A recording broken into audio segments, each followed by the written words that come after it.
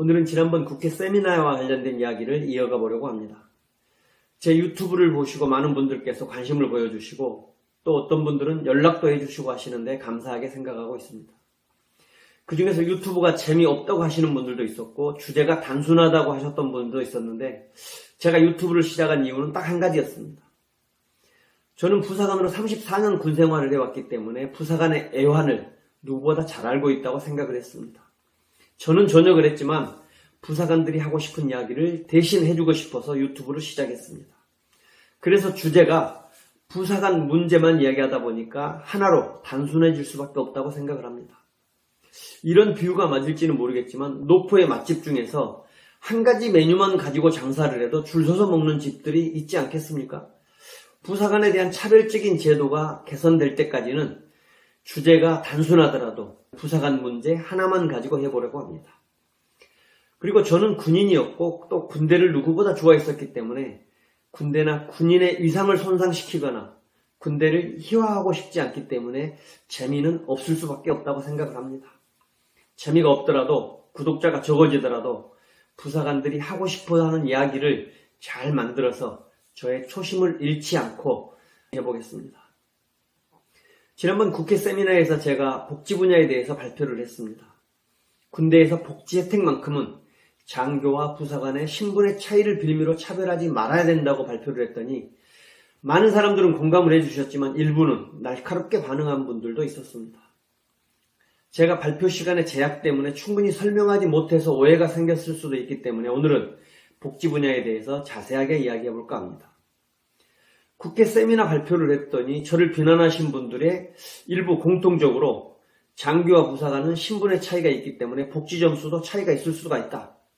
장교와 부사관은 원래 시작점이 다르기 때문에 동일하게 요구하는 것은 맞지 않다. 왜 장교와 부사관을 자꾸 분리해서 이야기하느냐라고 이야기하시던데 세상을 살아가면서 서로의 생각은 얼마든지 다를 수 있다는 점에서 그분들의 의견도 존중합니다.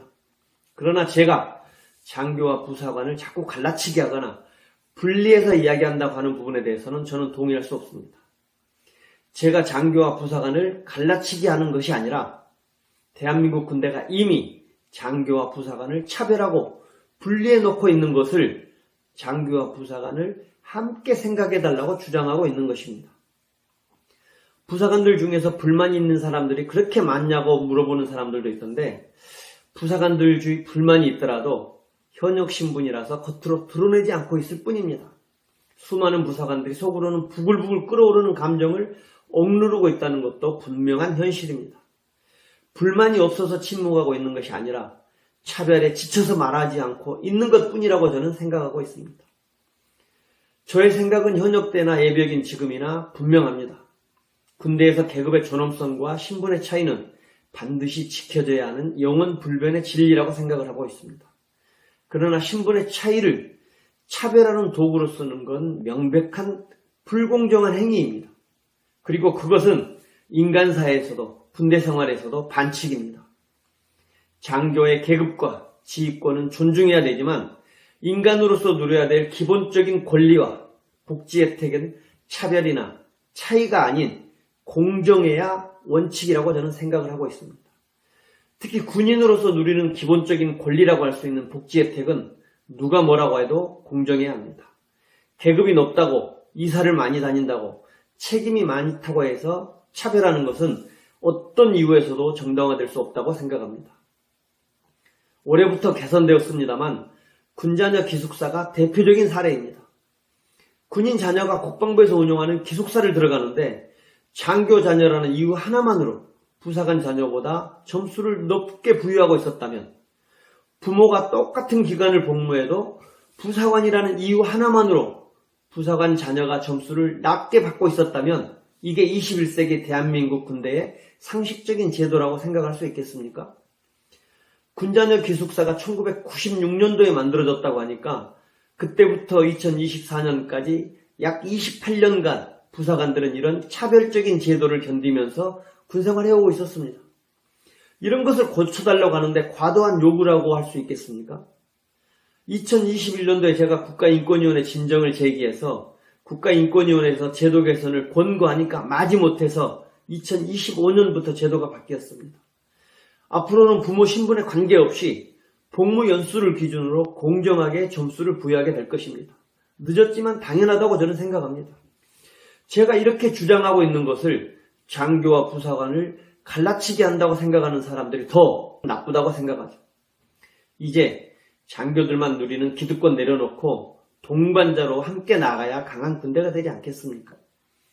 국가인권위원회에서 군자녀 기숙사 문제와 함께 복지점수 문제도 제도 개선을 권고했지만 여지껏 그대로입니다.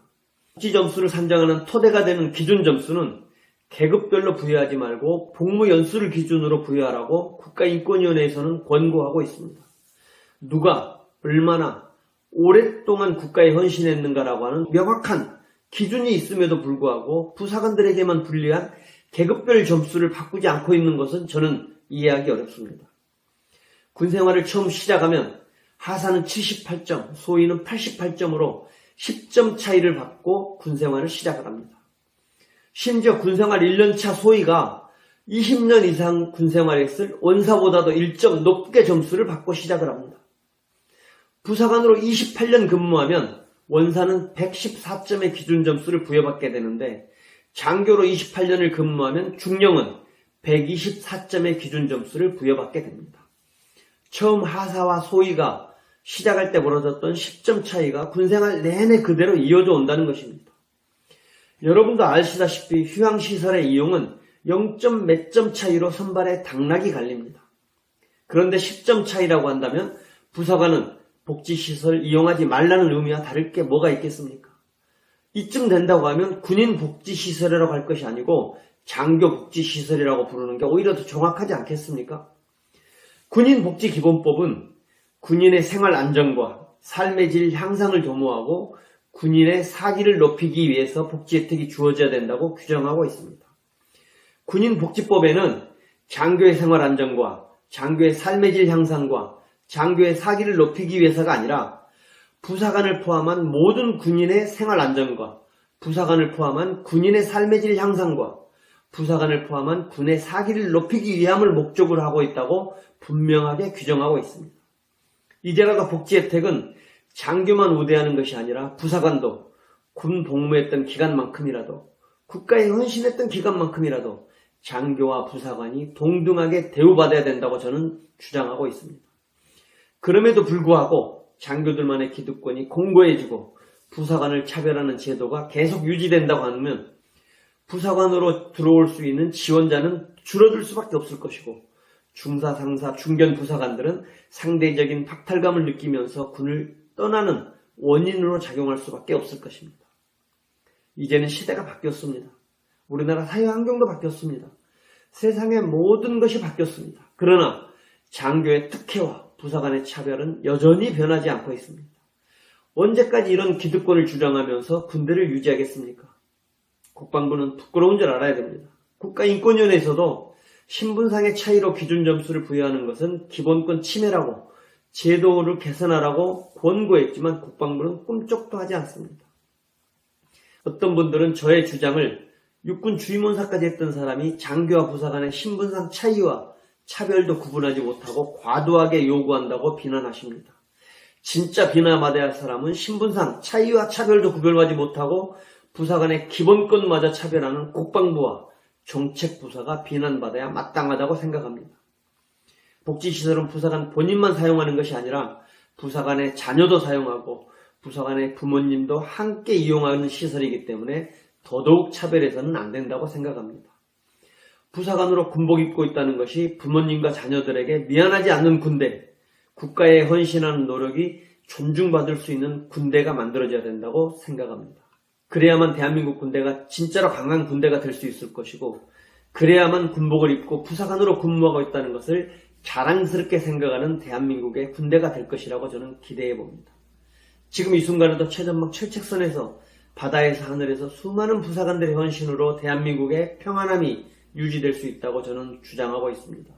대한민국의 부사관들의 복무 여건 개선을 위해서 많은 분들의 응원과 관심이 필요한 시점입니다.